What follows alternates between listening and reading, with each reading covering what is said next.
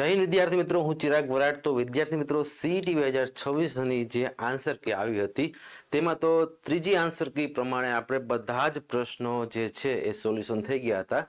પરંતુ વિદ્યાર્થી મિત્રો, અત્યારે હું તમને જણાવીશ કે એક વિદ્યાર્થીઓનું અહીંયા કરેક્શન આવેલી છે કે જેમને સીઈટીની આન્સર કી સોલ્વ કરતા અને જે વિદ્યાર્થી જે પરીક્ષામાં લખીને આવેલા વિકલ્પ મુજબ એને 96 માર્ક્સ થાય છે, પરંતુ હાલમાં સીઈટી દ્વારા મળેલ રિઝલ્ટમાં પોતાને 53 માર્ક્સ આવેલા છે। તો અહીંયા આપણે કહી શકાય કે કદાચ કોમ્પ્યુટર એરર અથવા તો ટેકનિકલ એરરના લીધે પણ રિઝલ્ટમાં અહીંયા ખામી દર્શાવેલી છે। આશા રાખીએ છીએ કે આવનારા સમયમાં જે રિઝલ્ટ આવશે અને મેરિટ આવશે એમાં 96 માર્ક્સ હોય, પણ અત્યારે વેરીફાઈ કરતા અને પોતે જે વિદ્યાર્થી છે એમને નવોદયમાં પણ 91+ માર્ક્સ થાય છે। તો વિદ્યાર્થીના વાલી દ્વારા અહીંયા જણાવવામાં આવેલું છે કે વિદ્યાર્થી ખૂબ જ હોશિયાર છે, સારામાં સારી તૈયારી કરેલી છે, સારામાં સારા માર્ક્સ છે, પણ સાહેબ અહીંયા ખાલી 53 માર્ક્સ સીઈટી દ્વારા મળેલ છે, જેમાં અમને 100% ખબર છે કે આ માર્ક્સમાં ભૂલ છે। તો વિદ્યાર્થી મિત્રો, આવા સમયે હવે આપણે આગળ શું કરવું જોઈએ અને આપની પાસેથી હું ખાસ એક રિવ્યૂ લેવા માંગીશ કે શું તમારે પણ 1-2 માર્ક્સમાં, 5 માર્ક્સમાં, 10 માર્ક્સમાં કે આવી રીતે 40થી પણ વધારે માર્ક્સમાં તમારે પણ શું પ્રોબ્લેમ છે, તો ખાસ મને વોટ્સએપમાં તમારા જે પણ રિવ્યૂ છે એ મોકલજો, જેથી કરી વધુમાં વધુ જો વિદ્યાર્થીઓને આવો કંઈ પ્રોબ્લેમ છે તો આપણે આગળ સચોટ રીતે એનો આન્સર જે અહીંયાથી તમે મેળવી શકો છો। હવે અત્યારે હાલમાં આ જે વિદ્યાર્થી છે એનું આપણે અહીંયા પેપર જોશું। તો વિદ્યાર્થી મિત્રો, ખાસ જે વિદ્યાર્થી છે તે વૈભવ કરીના વિદ્યાર્થી છે, જેમને અહીંયા સીઈટી 2026ની આન્સર કીને ઉકેલતા પોતાને 96 માર્ક્સ થાય છે, પણ હાલમાં પરિણામમાં 53 માર્ક્સ આવેલા છે। તો અહીંયા આપણે જાણી શકીએ છીએ કે ભાઈ 96 માર્ક્સ અને 53 માર્ક્સ એટલે બહુ વધારે અહીંયા ડિફરન્સ છે। પરીક્ષામાં આગળ પ્રાઇવેટ સ્કૂલથી કે સરકારી સ્કૂલથી છે તો પણ આગળ રક્ષા શક્તિ સ્કૂલમાં મળવું ખૂબ જ અઘરું છે। તો આવા સમયે જે પોતે વિદ્યાર્થીએ જે સોલ્વ કરેલા જે પ્રશ્નો છે તેમને એક આન્સર કી પ્રમાણે અહીંયા બધા જ પ્રશ્નોનો ઉકેલ મેળવ્યો છે। તમે અહીંયા જોઈ શકો છો કે ભાઈ વિદ્યાર્થી જે પરીક્ષામાં લખીને આવેલો છે અને કદાચ જો એને ખોટો આન્સર છે તો એને અહીંયા એ બધી રીતે કેલ્ક્યુલેશન કરી અને પછી એને 26 માર્ક્સ મળેલા છે, એટલે કે આન્સર કી પ્રમાણે જે પ્રશ્ન જે છે આ ખોટો છે તો એને ખોટો પાડેલો છે, આ સાચો આન્સર રેડી। તો આવી રીતે એને બધા જ આન્સરને અહીંયા વેરીફાઈ કરી અને સીઈટી 2026ની ત્રીજી ફાઇનલ આન્સર કી મુજબ એને માર્ક્સની ગણતરી કરતા 96 માર્ક્સ થાય છે, હાલમાં 53 માર્ક્સ મળેલા છે।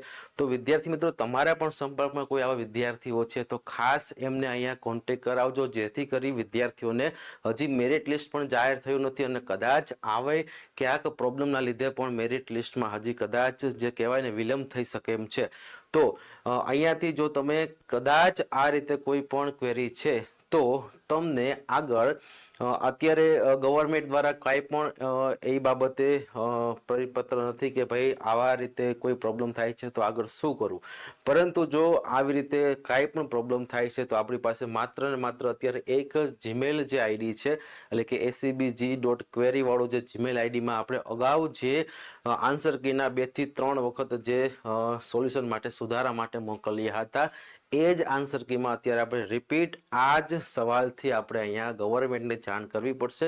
અને જો 100% કારણ કે આ જે વિદ્યાર્થી છે એમના વાલી સાથે પણ મારે વાતચીત થઈ છે, પોતે હોશિયાર છે વિદ્યાર્થી, નવોદયમાં પણ 91+ માર્ક થાય છે, સીઈટીના આન્સર કી પ્રમાણે પણ 96 માર્ક્સ થાય છે। તો હું આપને જણાવું છું કે આપના સંપર્કમાં પણ કોઈ આવા વિદ્યાર્થીઓ છે તો ખાસ એમને અહીંયા જાણ કરજો, કારણ કે અહીંયા આટલા બધા માર્ક્સમાં ડિફરન્સના લીધે, અને આમ તો 1-2 માર્ક્સનો ડિફરન્સ હોય ને તો પણ રક્ષા શક્તિમાં કે પછી કોઈ પણ સારી સ્કૂલમાં એડમિશન માટે અહીંયા આગળ પછી આપને નુકસાન થતું હોય છે। તો અહીંયા જે પણ વિદ્યાર્થી જે છે એમને 40 જેટલા માર્ક્સનો ડિફરન્સ છે, આપના સંપર્કમાં જે વિદ્યાર્થીઓ છે એમને અહીંયા આ વિડીયો શેર કરજો, અને હજી મેરિટ લિસ્ટ આવેલી નથી ત્યાં સુધીમાં આપણે અહીંયા ચેન્જ કરી શકીએ છીએ। રેડી।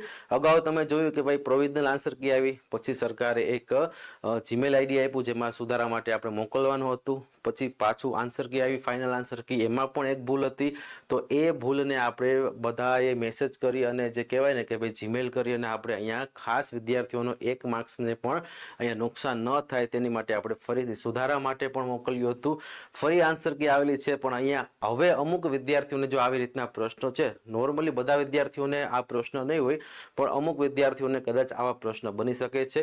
2 દિવસ પહેલા મને એક મેસેજ પણ હતો કે ભાઈ આ રીતના 4 થી 5 માર્ક્સ માર્ક્સમાં વિદ્યાર્થીઓને જે કહેવાય એ ફાઇનલ આન્સર કી પ્રમાણે અહીંયા મળેલા માર્ક્સમાં થોડીક અહીંયા કહેવાય ને કે ડિફરન્સ છે. તો ખાસ આપના સંપર્કમાં અથવા આપને પણ જો આવો કોઈ પ્રશ્ન છે તો મને ખાસ વોટ્સઅપ મેસેજ કરવાનો રહેશે. રેડી? અહીંયા જે વિદ્યાર્થી છે એમને અહીંયા બધા જ પ્રશ્નોને ગણેલા છે. તો વોટ્સઅપ નંબરમાં તમે તમારા જે પણ પ્રશ્નો રજૂઆત છે તે અહીંયા તમે મેસેજ કરી શકો છો. રેડી? તો વિદ્યાર્થી મિત્રો ખાસ જો તમારા કોઈ પણ સંપર્કમાં જે વિદ્યાર્થીઓ છે તેમના સુધી આ વિડીયોને શેર કરો, કારણ કે કદાચ બની શકે કે કદાચ તમે અત્યાર સુધીમાં ઘણા બધા વિદ્યાર્થીઓએ પેપર જે છે ને એ સોલ્વ કરેલું હોય, પણ કદાચ આવી નાની નાની એક બે વસ્તુઓને પણ નિરખીને જોઈ ન હોય તો પણ કદાચ ખ્યાલ હોય નહીં. રેડી? જેવી રીતે અહીંયા તો વધારે માર્ક્સનો ડિફરન્સ છે એટલે આપને ખ્યાલ આવ્યો. તો હું તો એમ કહું છું કે તમારા પણ પેપરમાં જે વિદ્યાર્થીઓ આન્સર લખીને આવેલા છે એ વિદ્યાર્થીઓના આન્સરમાં ખાસ ચેક કરો, કારણ કે અહીંયા 40 માર્ક્સનો ડિફરન્સ મળે છે. તો બની શકે કે તમારા કોઈના પણ પેપરમાં 2-3 માર્ક્સનો 5-10 માર્કનો એ ડિફરન્સ બની શકે છે.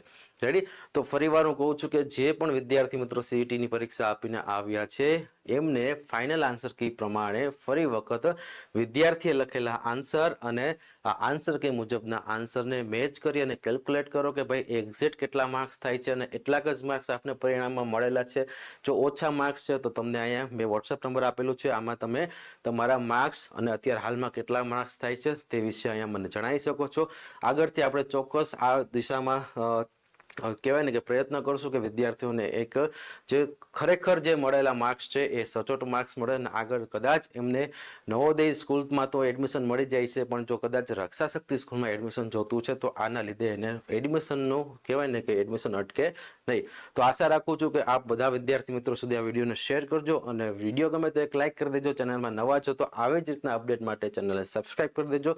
તો વિદ્યાર્થી મિત્રો અત્યારે તમારા બધા જ વોટ્સઅપ ગ્રુપ અને સ્ટેટસમાં શેર કરો, જેથી કરી આવી રીતના જે પણ વિદ્યાર્થીઓને પ્રશ્નો છે તેમના સુધી એક સચોટ માહિતી પહોંચે. ચલો, જય હિન્દ, જય ભારત.